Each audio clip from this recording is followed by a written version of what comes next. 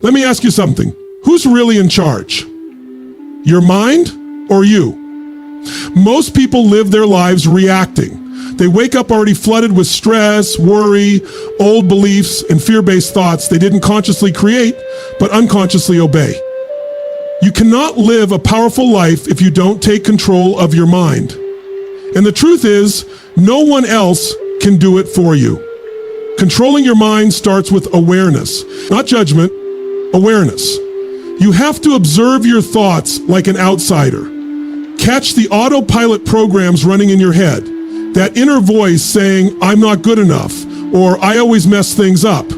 Most people live years, decades, without questioning where those thoughts come from. The moment you become aware that you are not your thoughts, you've just taken your first step toward true power. Now, once you become aware, the next question is, what are you focusing on? Because the mind is like a camera, it captures whatever you aim it at.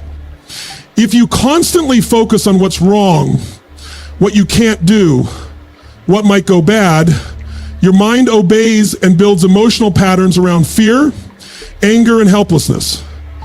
But if you shift your focus consciously to what you can control, what you're grateful for, what you're building, then you reclaim your emotional state.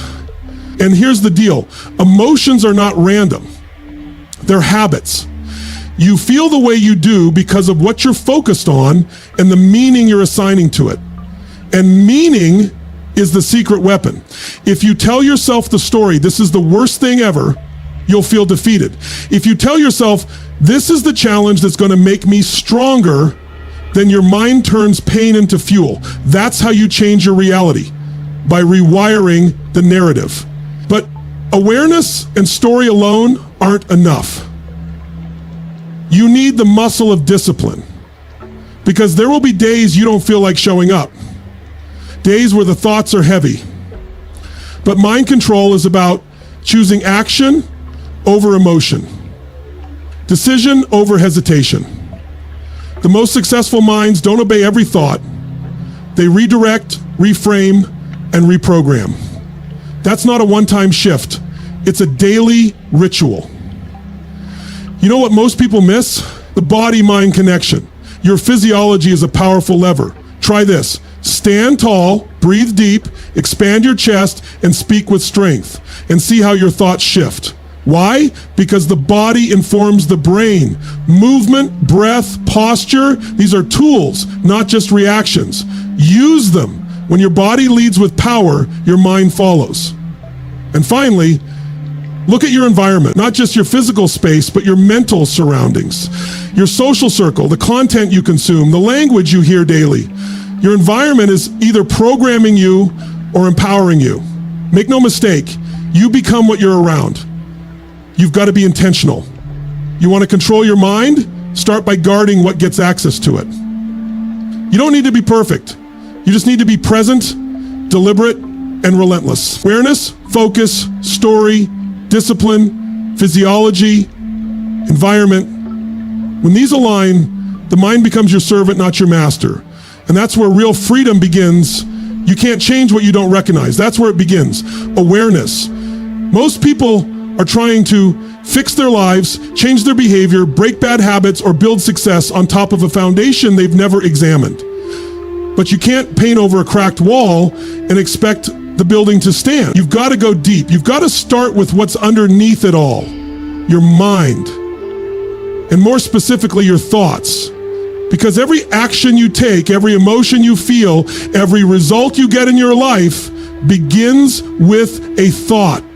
And here's the truth. Most of those thoughts aren't even yours. They're borrowed, inherited, planted by your past, your parents, your culture, your pain. You're not broken, you're just unaware.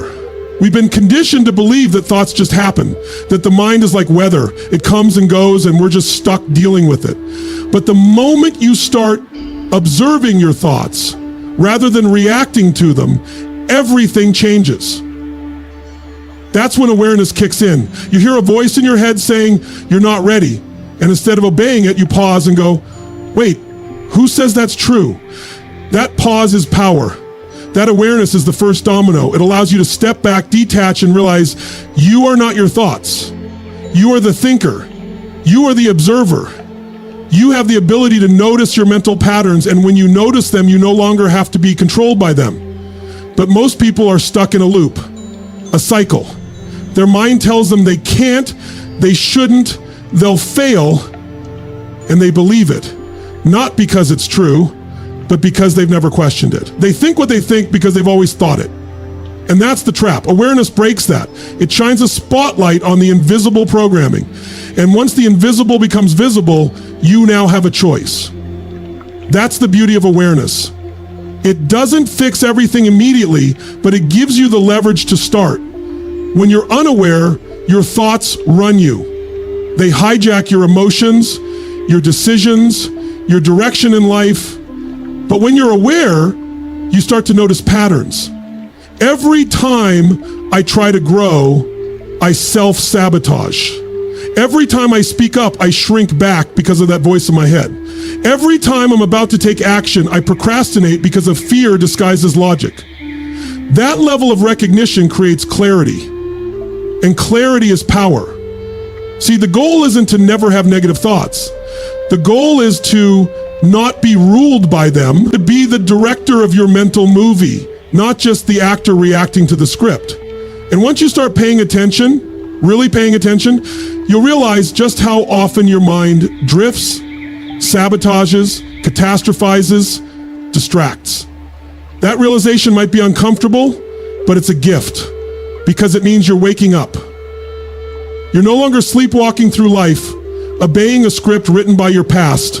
You're taking the pen back in your hand. Awareness is a muscle. The more you practice it, the sharper it becomes. Meditation, journaling, self-reflection. These aren't trendy tools. They're training.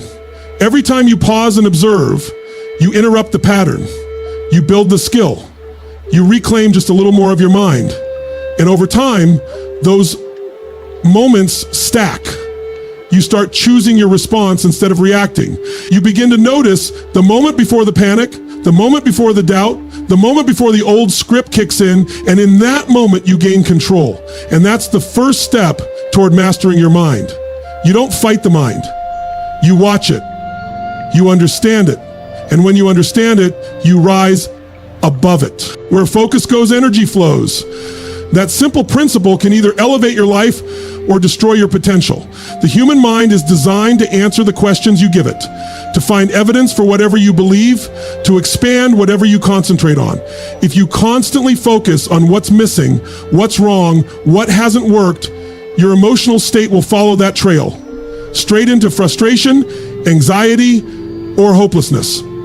But if you shift your focus deliberately toward what's working, what's possible, what's in your control, you begin to feed a completely different emotional state, one of strength, clarity, and momentum. Most people don't realize how powerful focus really is.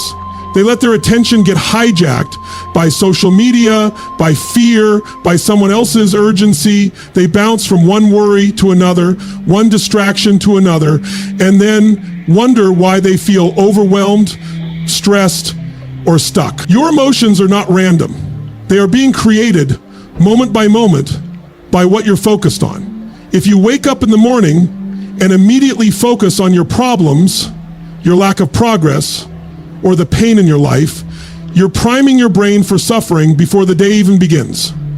But what if you took the same moment and focused instead on what you're grateful for, what you're excited to create, what you're committed to change? Your entire emotional state would shift. And with it, your behavior would too. This isn't just motivational theory. It's biological. Your brain has a system called the reticular activating system. It's like a filter. Whatever you focus on, your brain sees more of.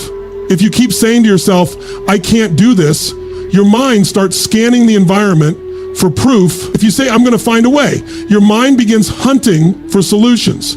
You become what you repeatedly give your focus to. Focus isn't just what you look at, it's what you live inside. Think about it. Two people can experience the same event. One walks away broken, the other walks away empowered. The difference wasn't the event, It was what they chose to focus on in the moment. That focus created their emotional state, and that state drove their reaction. That's how life works. It's not the outside world that shapes you. It's the internal focus you bring to it. Control your focus, and you control the meaning. Control the meaning, and you control the emotion. And emotion is what drives every single action you take. People wait for their situation to change so they can feel better. But here's the truth. Change your focus and you can feel better right now. You don't have to wait. You don't need permission. It's a decision. The problem is, most people aren't even aware of what they're focusing on. Their attention is drifting, reacting, spinning. But the most powerful minds are laser focused. They don't waste energy on what they can't control. They don't dwell in what ifs. They fix their eyes on the outcome, the solution, the lesson, and they train their mind over and over to return to that space. This isn't about pretending everything is perfect. It's about choosing what gets your mental bandwidth. You can acknowledge what's wrong without being consumed by it. You can face reality and still decide to focus on possibility. That's strength. That's leadership. And the best part, focus is a skill. The more you train it, the more natural it becomes. You can build it like a muscle, moment by moment, choice by choice, until it becomes your default operating system. And when it does, you no longer chase confidence or peace or motivation. They become the byproduct of the focus you've chosen. Your brain runs on stories. It's constantly interpreting, labeling, assigning meaning to everything that happens around you, and more importantly, everything that happens within you. That inner voice isn't random. It's the narrative you've absorbed over years of experience, culture, trauma, success, failure, and influence. But here's the key.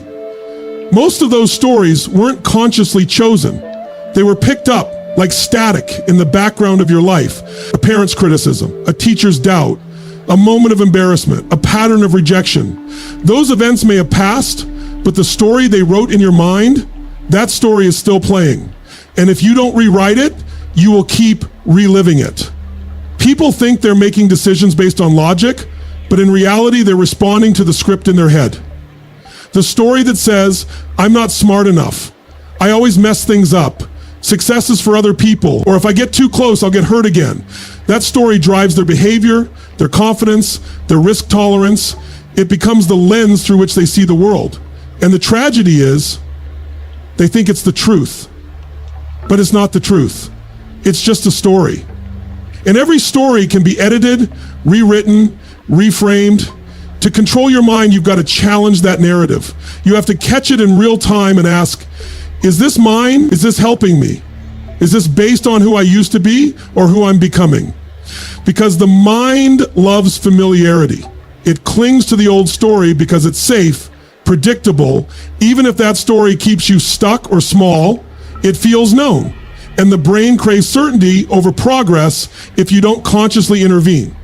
Rewiring your story starts with language. Pay attention to how you speak to yourself. The words you use matter. They program your subconscious. If you constantly say, I'm terrible at this, your brain takes that as instruction. If instead you say, I'm learning, I'm getting better, I'm figuring this out, your mind opens new pathways, new responses. That slight shift in narrative shifts your identity. And identity is destiny.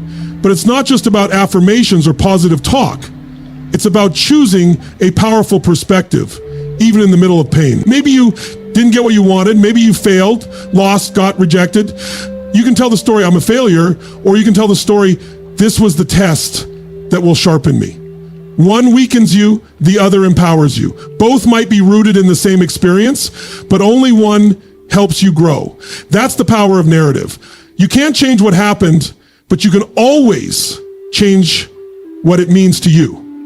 And meaning is what fuels momentum. Your future depends on the story you decide to carry forward.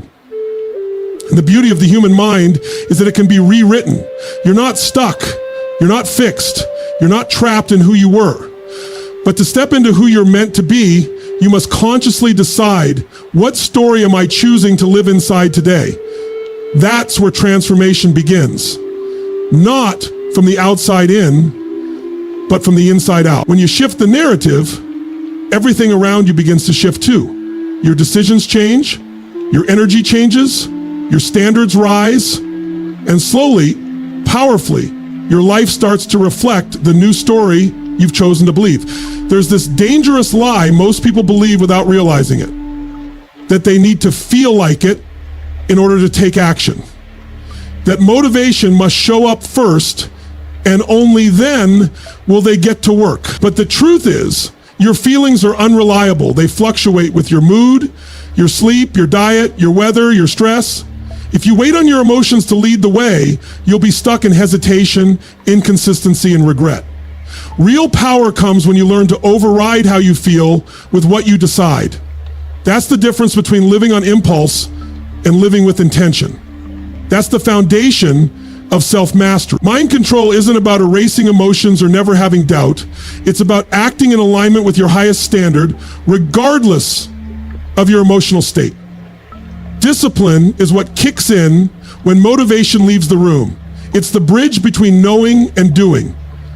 And the people who get the most out of life aren't the ones who feel good all the time.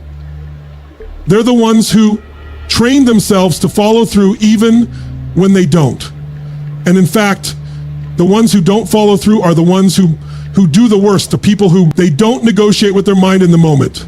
They make the decision ahead of time. I said I'd do it, so I will. That kind of discipline builds character, and that character shapes identity.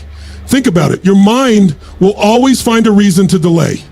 It will tell you, just one more scroll, one more hour, start tomorrow. It will bargain and justify and rationalize.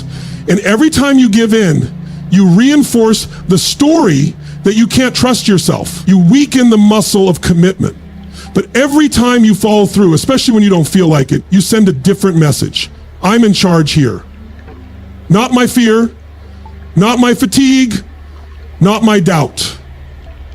That repetition becomes your new wiring. That's how mental control is built. Not in massive bursts of motivation, but in the small, gritty choices made in silence. Discipline isn't about punishment or pressure. It's about freedom. The freedom to build a life that isn't ruled by impulses or external forces. The freedom to create momentum regardless of your circumstances. When you master discipline, you master consistency. And consistency beats talent, it beats luck, it beats excuses. Because discipline is what shows up when nothing else does. But here's what most people don't see. Discipline is trained, not inherited. You build it by doing hard things when it would be easier not to. You build it when you show up to the gym even when your body is sore.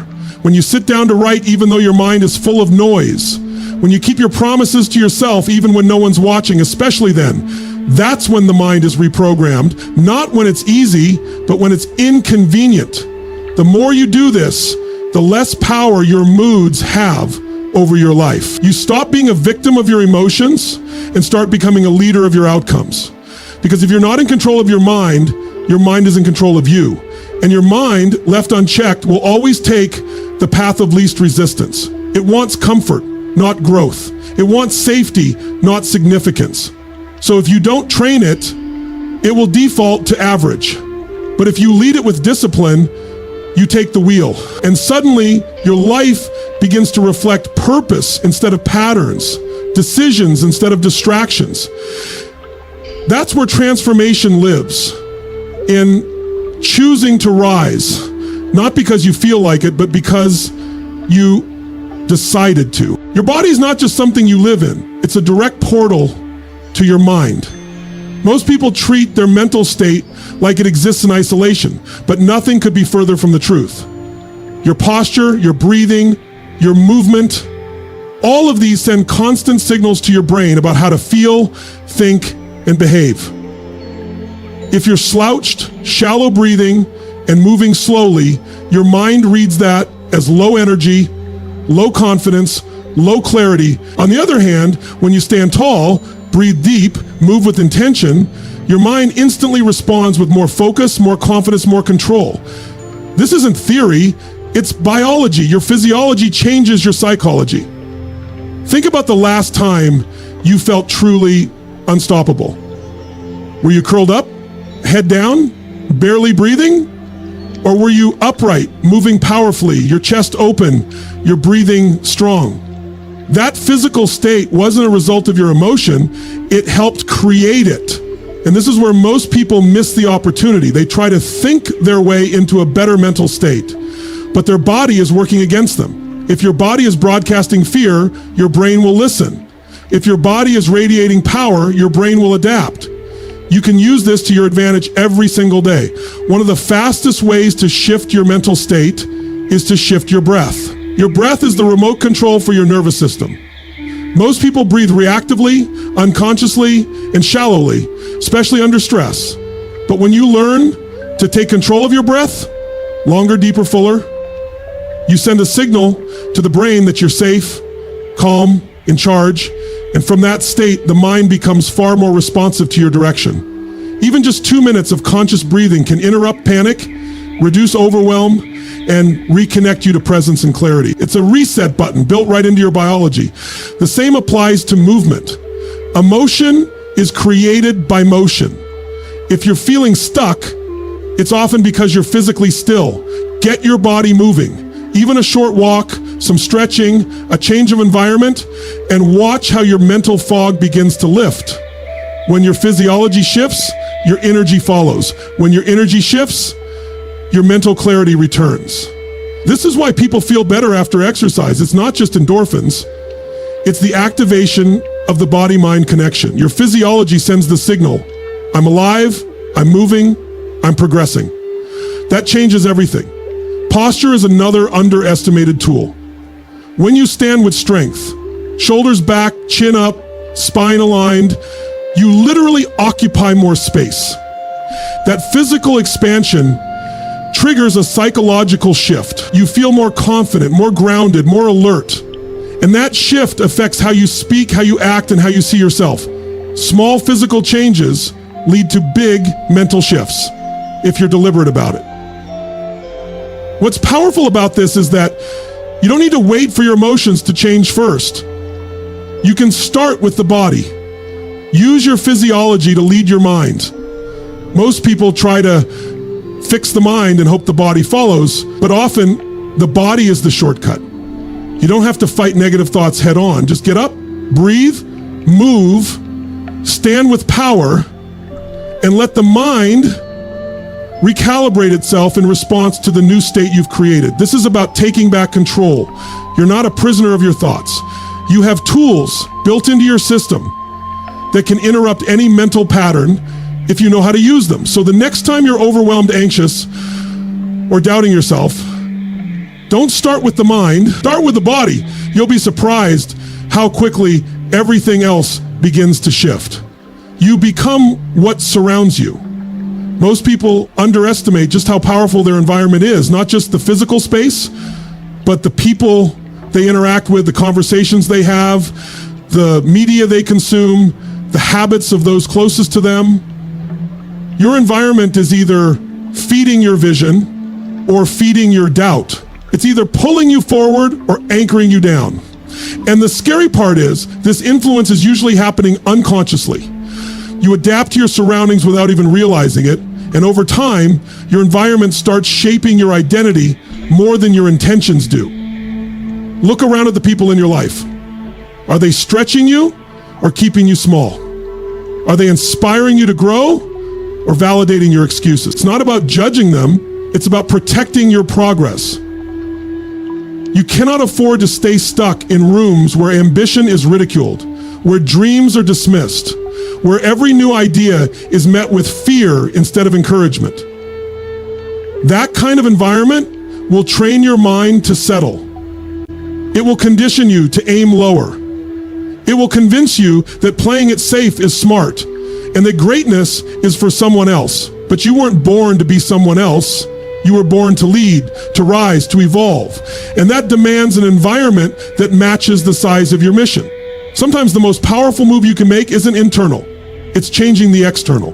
Clean up your space, Organize your surroundings. Create a place that energizes you, not drains you. Visual clutter creates mental noise. A chaotic environment breeds stress, but a clean, purposeful space sends a message to your mind. We're clear, we're focused, we're building something that matters. That physical shift creates a mental shift. Now let's talk about content, what you feed your brain daily. Most people are consuming things that are lowering their standard without even noticing. Mindless scrolling, toxic news cycles, pointless debates, highlight reels that fuel comparison instead of confidence.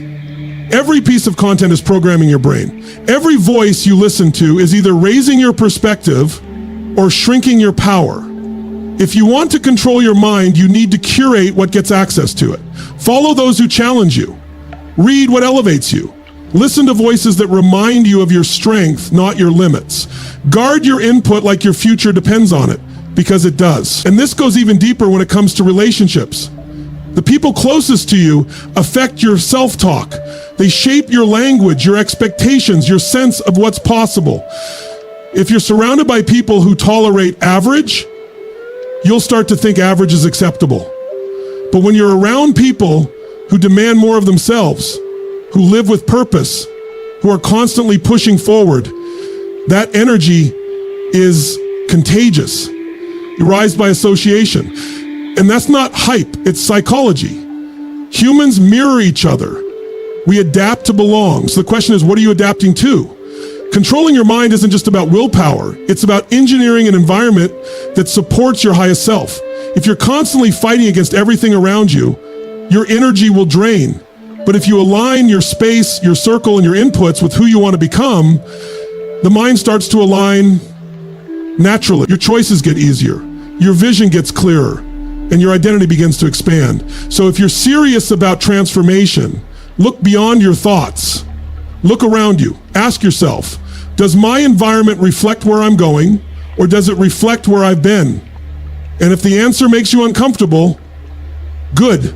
That's your signal to upgrade it. Because you can't keep living in the same environment and expect a different life. You change your surroundings, and you give your mind the permission to grow beyond its current limits. That's how you take control. That's how you lead yourself forward.